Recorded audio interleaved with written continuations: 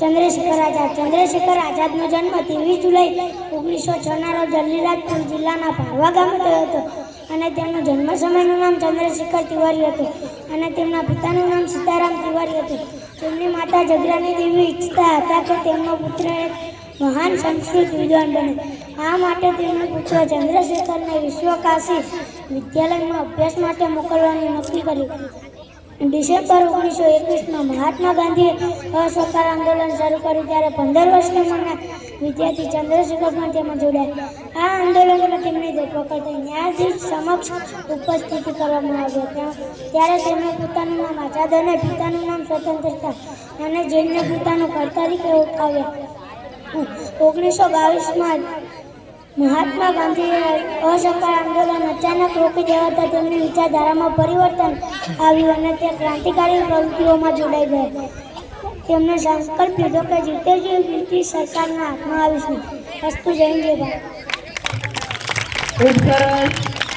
આવા નાના નાના બાળકોને આપણે જોરદાર તાળીઓથી વધાવીશું તો એમનો ઉત્સાહ વધશે અને ફરી ભાગ લેશે શાળામાં.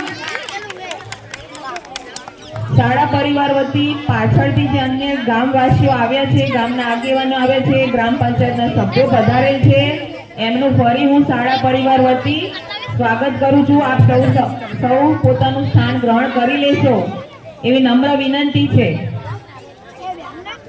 ત્યારબાદ આગળના કાર્યક્રમ તરફ વધીશું. પહેલા એકદમ શાંતિ જાળવીશું તો કાર્યક્રમ નિહાળવાની ખૂબ મજા આવશે. તમારા સાથ સહકારની અપેક્ષા રાખું છું. ભારત માતા કી. ત્યારબાદ એક સુંદર ગીત રજૂ થઈ રહ્યું છે.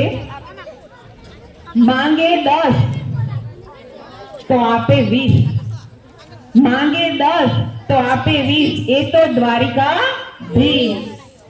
જેની ધજા આખા વિશ્વમાં લહેરાય છે, જેની ધજા આખા